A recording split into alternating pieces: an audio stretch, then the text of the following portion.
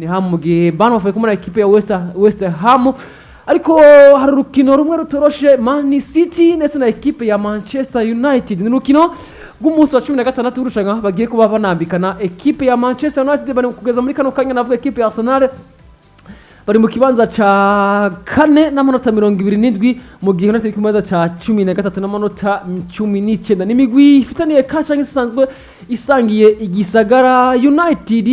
na equipe ya Manchester City abose basangiye igisagara ubona ko inkino zahavu ziriko kubahuza ubona ko Man City yari yasanka aho mengo yarigaruye Manchester United. Man City inkino zimaze kuba zibahuza itsinze inkino 60 banganya inkino 58 Man yutsinze inkino 78 ariko muri no minsi ya hafi bonekana ko Man City ni iri hejuru yatsinze inkino zigera kuri zitatu mu nkino zano zeruka Man U itsinda inkino zibiri banganya urukino rumwe ari nago havuye banavana ama penalty ko Man City irasezera equipe ya Manchester United benshi baravyibuka ni Ruben Amorim ni mumenyeza amasosho equipe ya Manchester United ni Pep Guardiola kweza muri kano kanya ama equipe yose bisa nkaho mengo nabwo hagaze neza yaba United cyangwa se yaba equipe ya Manchester City tuvuga ko Man City bagiye kubandanya bakwiza inkino 8 mu nkino 10 barako gukina batakaza ko Pep no munsi no vango nawe ari kuri pressure kubwiwe indani muri we no rukino ino derby nukino abwizwa gutsinda byanka byakunda ari nako kandi Ruben Amorim nawe ni n'igipimo kandi guko nawe nyuma yo gutsindwa na Nottingham Forest yavuye kwa Sporting ari umumenyeza atsinda twitega ikibwana Boka Osaka kuri bano bamenyeza bagira kuri babiri navuga Ruben Amorim ndetse no witwa Jose Pepe Guardiola. Cingeze kirimo coco tugiye kuba tubona ama equipe agira kurabira giye kubahura bwo bwa mbere no vuga canke muri no myaka nk'ibiri canke 3 iheze vyitwa ko asangiye etagitwere canke form actuelle bo babarimwo kuko yaba Man U yaba equipe ya Manchester City nivyo ntabwo ibibanza bingana ariko ugerageje kuraba ama match aheruka kuba hagati yabo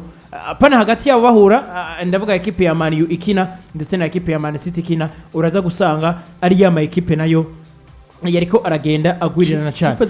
uwitwa Ruben Amorim kubashize kwa equipe ya Manchester United amaze kuba hakina inkino zigira kuri zitandatu yatsinzemwo zitatu anganya rumwe atsindwa zibiri izo zitatu yatsinzemwo harimo zibiri zo muri Europa League harimo rumwe ndavuga go muri Champions League bamwe kwa Premier League muri Antunga atsinda equipe ya Everton ibitsindo bigira kuri 4 kubusa hakabamwe defete zibiri yatsindwa na Nottingham Forest ndetse na equipe ya Arsenal hakabamwe ndetse na Nile imwe aho yaje kubanganya na equipe ya Ipswich Town match yahereye ko agicika nk'umumenyereza mukuru wa Manchester United mu gihe kwa Pep Guardiola nabo match zigera kuri 10 zikurikiranyeho witwa Pep Guardiola afisemo defete zigera kuri 7 intsinzi kunganya kabiri kunganya kabiri yatsinze rimwe yatsinze ejo yatsinda Nottingham Forest tsinda bigera kuri 3 kusa byerekana ko bagiye kuba bahura ari ya ma equipe agera kuri abiri novuga ko forme actuelle basa n'abayisangiye kugeza kuri no munsi kuko twari tubanze iminsi tubona Man U igende hura na Man City ariko gasanga Man U nko mu kibanza cindwi Man City mu kibanza ca mbere twagenda twese mu mutwe tuvuga tuti equipe ya Man City iragenda gutora amanota 3 ariko pourvu que al derby tugaza kubona equipe ya Man U ngiri vyukiranjiye irabirinduye equipe ya Man City cyangwa kubona Man City nayo iragira batsinze kabatsinda ibyo bitsinda bigera kuri 5-6 turanavyibuka ubwo Harande ndetse na Foden bose baterekamwe hat-trick equipe ya Man U batsinze ibitsinda 6 tukavyibuka bayiterekamwe ibitsindo bigera kuri 4 ariko tukaza tukavuga tuti eske iyi Man U yoyo hazogera igihe nayo ize yivyukiranye equipe ya Man City ko tubona muri iyo myaka nayo irikiragenda ibananira cyane no muri rusange novuga yuko bagiye kuba bakina yaba Man City yaba Man U ariko nimwe mu ma equipe canke nimwe muri match novuga yuko araza kuba afise byinshi asigura kuri ama equipe uko aza kuba arabiribona ari Chelsea equipe ya Man U ndetse n'uwitwa Ruben Amorim aragomba kuza gukonvenka canke aragomba kwemeza abantu yuko aho atsindiye Man City ari kumwe na equipe ya Sporting Club de Portugal nawe agomba kuza kubikora akavuga ati nyimba nabikoze hari yarekande kubikora no kwa Manchester United ariko ikibazo gica kuba kiyaza eske arafise yo swadi yo kuza guhagarara imbere ya Manchester City arafise yo swadi yo kuza gutsinda equipe ya Man City kuimba tubonye etat de forme barimwo nuko nabo batameze neza cyane ikindi kibazo gica kiza ni kwa Man City eske Pep Guardiola mentality afise mu mutwe kugeza kuri uno mwanya nayo irashobora kuba yaha. Ejo bundi batsinzwe na ekipe ya Juventus yajeje imbere y'itangazamakuru aravuga ati nije kuba nishimira urwego abakinyi bakinye ko ati baje ko bakinye ibintu nari nkeneye ati bakinye ati kubwitange bukomeye ati bakinye umupira mwiza ati nashimiye ubwo bakinye ati bari ku rwego rwo hejuru cyane ariko tuza kuba tubona result ije kubirangira ari ya result nyene buri umuntu umwe wese mu bakurikirana football cyangwa abakinyi ba football utabukeneye kuko result imaze kubera 2-0 utsinzwe ntabyo kubwira itangazamakuru ngo wakinye neza rero no kuraba tukarindira eske Man City nayo baraza kuza bahinduye iki ni derby namwe amakipe akebana cyane dukunze kuba tunabona habamwe n'ivyo bintu nubwo tubakonza tubana niyo migumuko kenshi ukabona n'abakinyi barako baragenda bashwana abana abakinyi barako bagenda baterana amajambo mu kibuga ariko naho kurindira turabe eske ya Man U eske ya Man City baracari yo kuri calibre yo kuza kuduha ya shot twari tumaze iminsi tubara hagati ya derby Manchester eske turacabona za equipe muri rusange novuga ko na ma equipe agiye kubahura basangiye navuga etat de forme kugeza ku mwanya bwana Richard adufashije aduzungurukana igeno cyane inyuma y'ikibuga canke se atweretse ambaraje y'irunukino hagati ya Man United equipe ya Manchester United agiye kuba kira dafise Natanake ntafise Rodri ntafise John Stones ntafise Emmanuel Akanyi ndavuga pe ntafise Oscar Bob ntafise Rico Lewis ntafise karata y'umutuku mu gihe kwa Man U babuze John Evans ndetse n'uwitwa Luke Shaw abandi bose barahari bameze neza twakwitega iki ni kihe Pepe yokoresha kugira ngo ushobore kuba atsinda n'urukino rwa Manchester United Seronino squad afise canke kugira ngo atsinde yo kwarinya gute bano bakinyi biwe asanzwe afise kugeza muri Canada avuga Pepe kwa kugira ngo ashobore kubatanga umunezero ku bafana ba equipe ya Manchester United nabugingo ko bazoba bari muhira canke se Ruben Amorim ni mumenyeza mushasha je muri equipe ifise squad asanga aho mengo isanga aho iri Bresse ni mumenyeza Erik ten Hag agiye ni gute canke se ni bande yotanguza mu kibuga kwa nego bwana Apollo kugira ngo ashobore kuba yotaka imbere equipe ya Manchester United reka mpere muri equipe ya Manchester United tuvuze ngo tugende kuri kahise canke fixtures zabahujije biragaragara cyane mwabivuze ni equipe ya Manchester City yagiye yivugana cyane equipe ya Manchester United kandi byaba ngombwa kuyitsinda kubera Man U nayo y'imyaka 3 yeze yabaye mu byo bibazo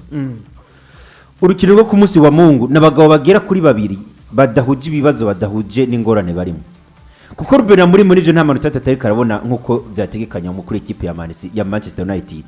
yatakaje kwa Nottingham Forest yongera atakaza no kuri equipe ya Arsenal nizo defetes biragira kandi gutakaza kwa Nottingham yatsinze Liverpool gutakaza kwa Arsenal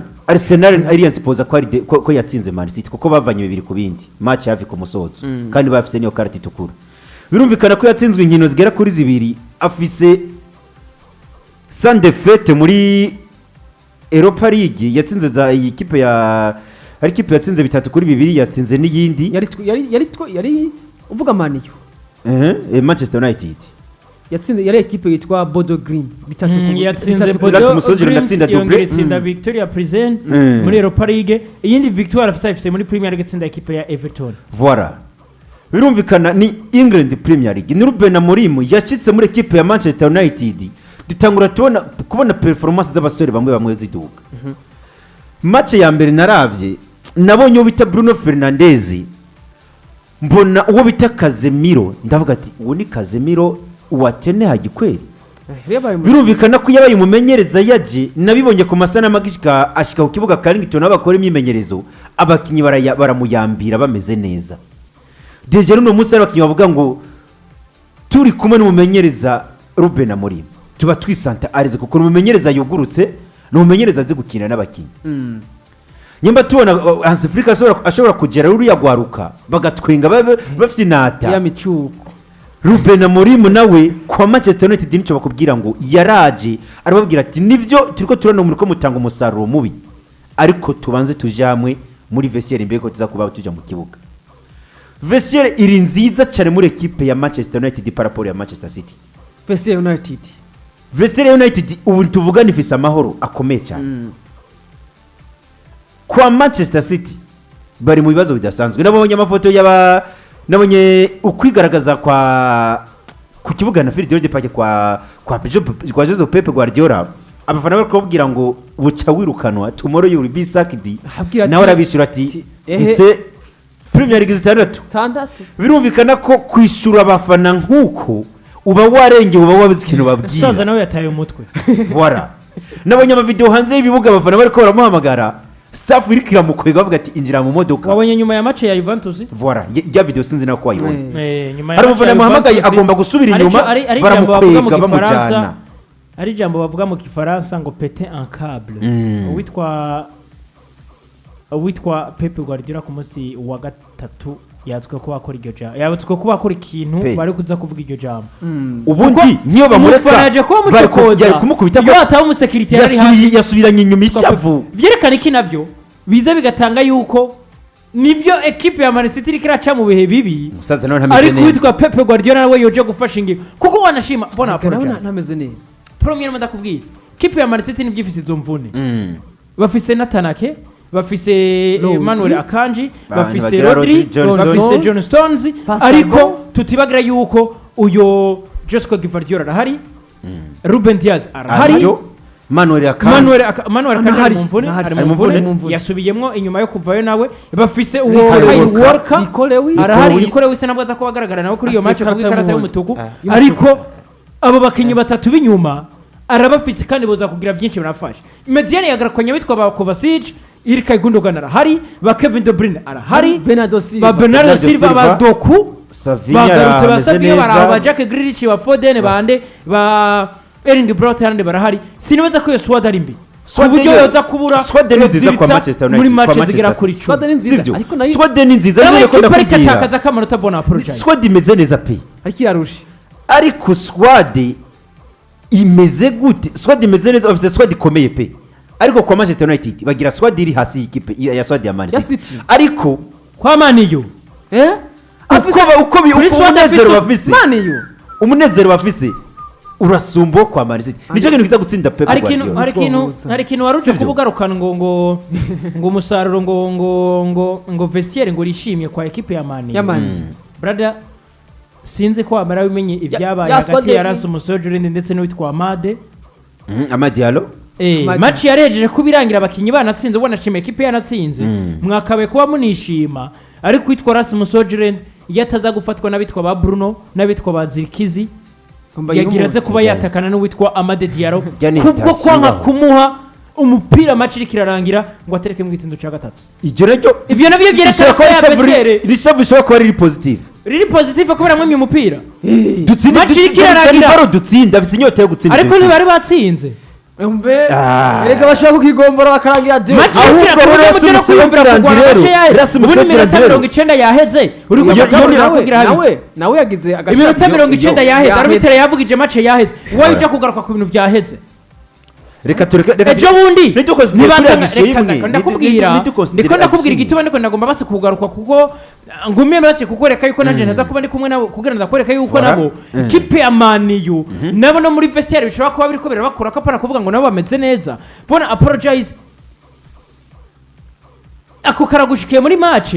kaje nyuma yaho gato haje kuba hatangazwa uwitwa Ruben Amorim aje kuba atangaza yuko hari abakinyi agomba kwirukana, agomba gusohoka badafise ikibanza kwa Man U. Kandi wa Amade Diallo yaje kuba agaragara muri bamakinyi ntakogwako.